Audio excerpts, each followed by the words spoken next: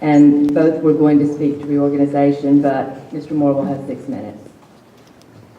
Thank you very much. I'd like to begin with one word: legitimacy. Just to put this potential savings into perspective, let's say that the outlying costs that we will get to in a minute don't exist, and we're actually going to save approximately $2.7 million a year by losing teachers, teachers' assistants, special academic programs, and uprooted students. All these items directly affect academics, and for what works out to be 2.8% of an almost $100 million budget. Looking at the theoretical reorganization savings, we're only talking about 0.5% of that same budget to turn our children's and our own lives upside down, and not to mention the documented negative academic impact. The published budget numbers have no supporting documentation to validate any of the department projections. The budget on the county website is public knowledge and the same copy that the board has to review for approval. How can a budget that is so critical and that has no supporting documentation be approved? These theoretical savings do not take into account other spending from county funds to bring any of the schools involved up to standards required. Some of these items are as follows: potentially have to build a new regulation-sized gym at Bond Lee, conservatively estimated at $2.5 million.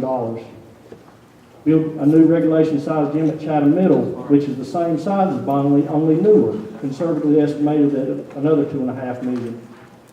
Remodel bathrooms, countertops, etc. to fit new student populations, estimated somewhere in the neighborhood of $500,000. The way the operations budget and the capital budget are treated as two separate entities within the complete county budget appears to be nothing more than a shell game. These are treated as completely unassociated allocations, and in reality it's the same money from the same source, us. No one should be able to make a fundamental change to a program to make its budget in the black and actually go into red on another budget to pay for these changes. And that is exactly what's happening here. We're about to let Chatham County spend $3 to $6 million to save approximately $500,000. I ask you, how is this savings efficient? The theoretical budget savings have not held a stable value for more than a few days since this became public knowledge, and more than a month ago. The savings have diminished by at least half, and capital outlay to implement these changes has not been factored in. How can anyone with good conscience make a well-informed, logical decision and approve a budget cut that is so dynamic? Mr. Logan has stated many times that the budget has been cut to the bone in previous years, and there are no other areas left to cut. I beg to differ. There appear to be many areas left to address, and a few of which bear scrutiny are as follows: $680,000 per year for a 3-year lease on laptops for only 3 schools in the system. $1.2 million for maintenance contracts not defined by who, what, or where these services are provided. We have quite a large budget allocation for our own school maintenance staff, and hence the scrutiny. $760,000 for maintenance supplies. $300,000 per year for copier rental. $114,000 a year for mobile communication. The list goes on and on. Budget advisory board meetings have been held on the subject of budget cuts.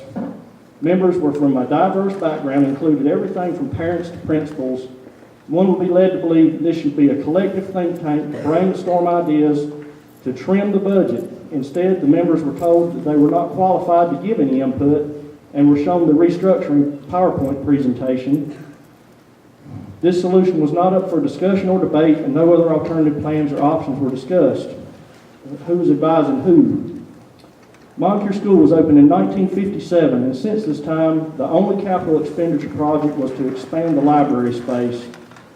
Many of the other small schools are similar in this regard. Millions of taxpayer dollars have been taken out of these areas over the years and used to fund the flagship schools in other areas of the county.